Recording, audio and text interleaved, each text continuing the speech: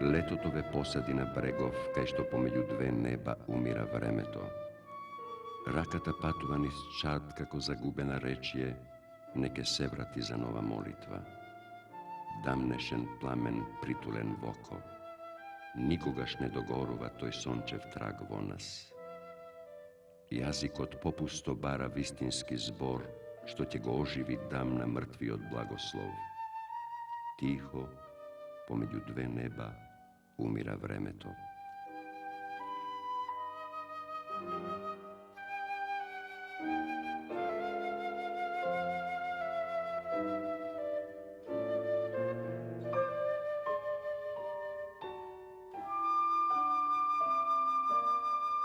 Далеко од сите воени и трговски комуникации, при еден рудник се создава градската населба Кратово, како исклучителна и изразито специфична манифестација. Овде се демонстрира карактеристичен регионален израз во архитектурата, органски роден од специфичностите на природата и од општествено-економските посебности. Во изразито разбранет релјеф, врз разиграни драматични контрасти на две длабоки клисури, која било од градбите е подредена на импресивноста на природната позиција. Директно зависна од стопанскиот подем, а како негов материјален и естетски одраз, е богатството на просторот и на опремата во кратовските куќи, како и високиот комунален стандард.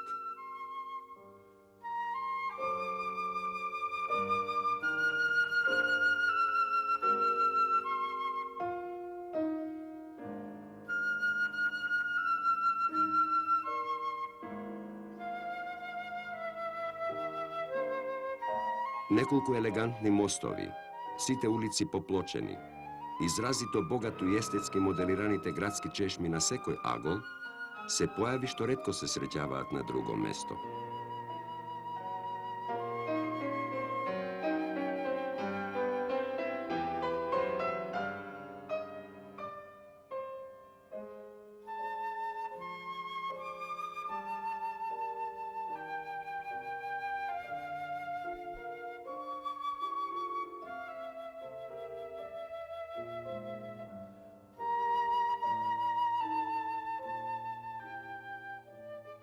Меѓутоа, она што битно ја издвојува ова архитектура е маалската символика.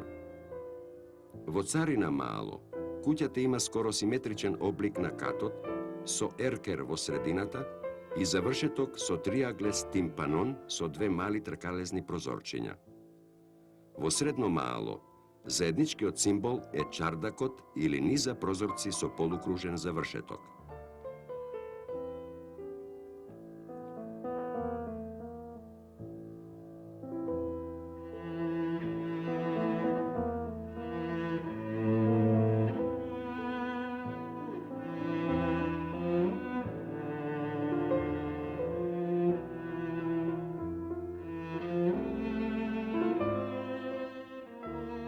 Сите градови имаат општа концепција, заеднички градски израз, но ваков символички детаљ како своја специфика има само ова градче. Кратовската куќа е поставена на жива стена, потсетува на грчките светилишта, како да израснува од почвата. Приземјето е од необработен камен, шкрилец, најчесто кршен во каменоломот, поврзан со глина, кал и хоризонтални дрвени појаси, па така личи на архаична микенска градба. А потоа израснува катот во посебна визуелна игра на фасадите.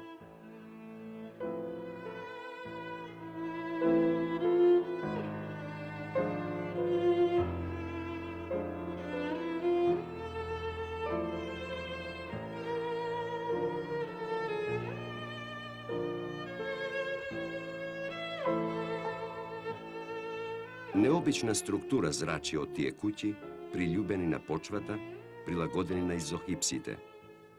Како кристали од аморфната и гола природа се издигнуваат куќите од карпата и ја прават жива, движечка. Во тоа постои некоја убавина од минералошкиот свет, во апсолутното согласување на тој врзан и неврзан свет. Природниот материјал, каменот, глината и дрвото, ја прави македонската куќа поприродна, наспроти новите градби од бетон и синтетичен материјал.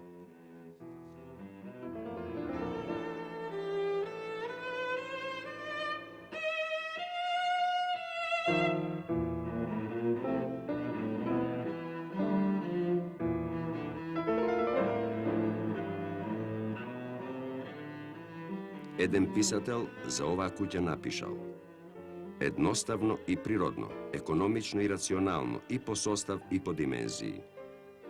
Го заградува просторот со најразлични прегради и отвори. И го дроби и дотерува. Го богати со моделации на обликувањето. Како богатство на времето, полно со совршенство на некое чудно и самостојно возбудливо стамбено изобилие и до крајност решена куќна просторност, за чие решение ние се уште сонуваме, а тоа тука постои, поттурнато од векот.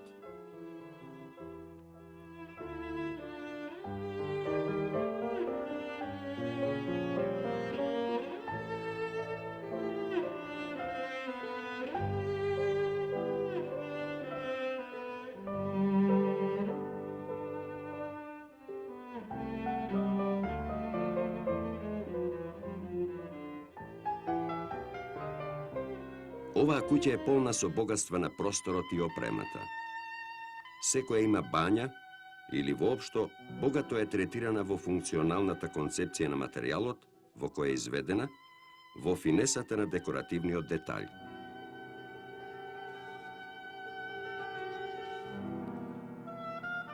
Кратово било познато надалеку по префинетото казанџиско производство на покуќнина со што се полни кратовската куќа.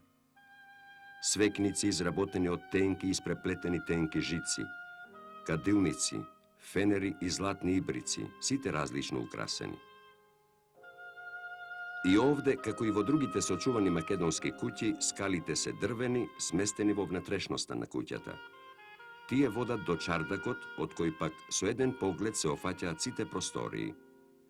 Умешноста и високата смисла за естетско обликување и декорација на творецот доаѓа до полн израз. Од секоја соба зрачи топлина. Резбата што ја сретнуваме на таванот, на ѕидовите и на влезната врата, како да не пренесува во некој друг свет, во друго време.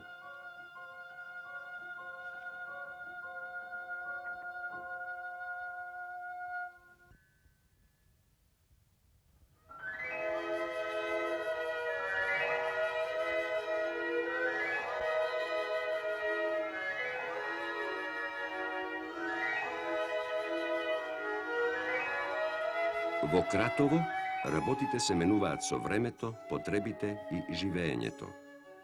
Тука желбата за прилагодување е поголема од потребата за конзервација. Тука не е толку битен историзмот, колку континуитетот за живеење. Па така луѓето се многу поблиски до предметите. Тие низ нив живеат. Куќите се толку флексибилни, што можат и да се шират и да се стеснуваат, а при тоа тешко може да се каже кога се подобри и поубави. Тие се предзидуваат и преуредуваат и може да се именуваат во куќи што растат.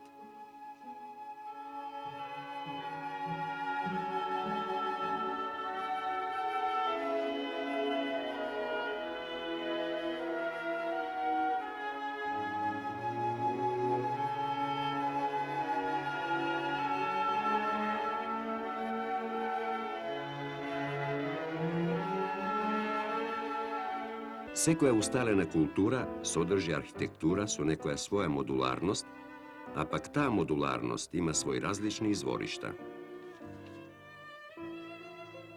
Во Стариот Рим, архитектурата била пропагандно и освојувачко средство, за со својата импозантност да помогне во освојувањето на областите и на народите. И грк и римјанин живееле во агора или форум. Ним куќата им била простор за жени и робови. Во средиштето на нивната архитектура бил јавен објект.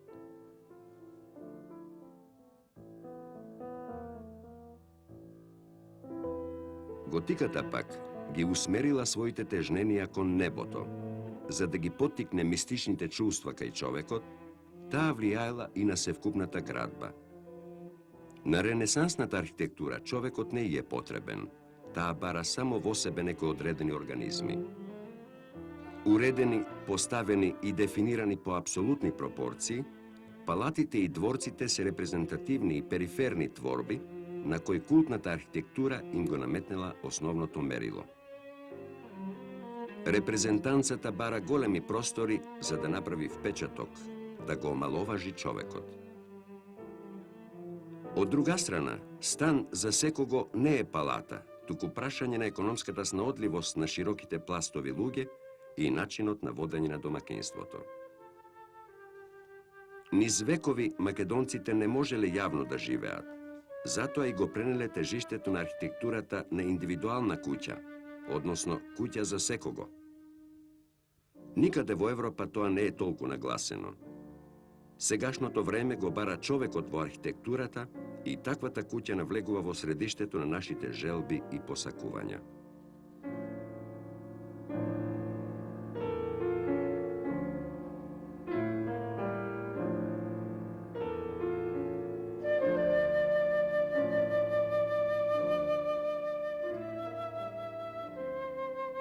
О, ведор пријателе од сништата, убавината е зачуден предел, збунет ги откривам итрините на волшебникот. Пијан од ова лудо вино на јули, мислам на твоето древно дружење со времето. Близу си до вистината, што ни изедначува со недостижното. Дали сме само млади, или убавината не пресоздава? Постои еден брег на кој што заедно стоиме и секој поход нов не сврзува посилно со него. Те пронедов заборавено во каменот, во една густа корија што истечува во сртовите, во еден тивок збор што ќе ја зачне песната. Постои еден брег, една планина, со секој миг повторно не измислува, но само убавината пресоздава.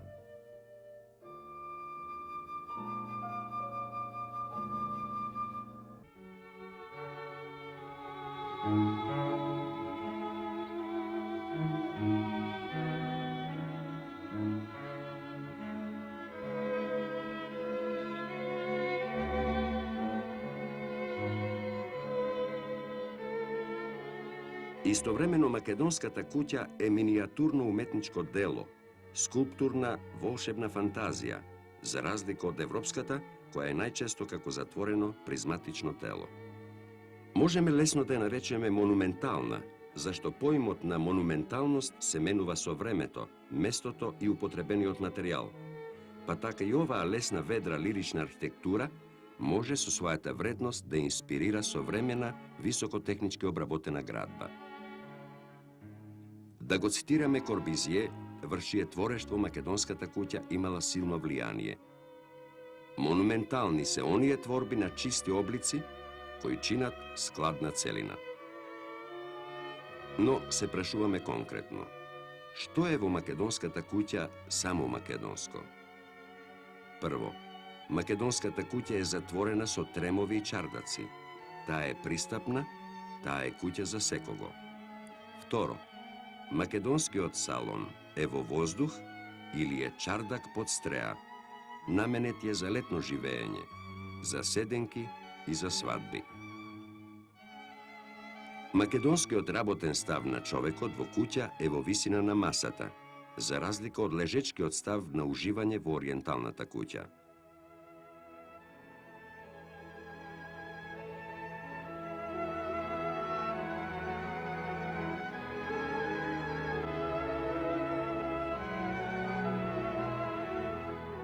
Во македонската куќа се почитува природноста и се бара складност и созвучие на врзаниот геометриски свет и на неврзаната слободна природа. Македонската особеност е да се живее на европски начин во куќата. Со векови начинот битно не е менуван, туку е прилагодуван на ориенталските диспозиции. Така, ако сакаме од ориенталската да преминеме во европска куќа, секако мораме да поменеме низ македонската куќа.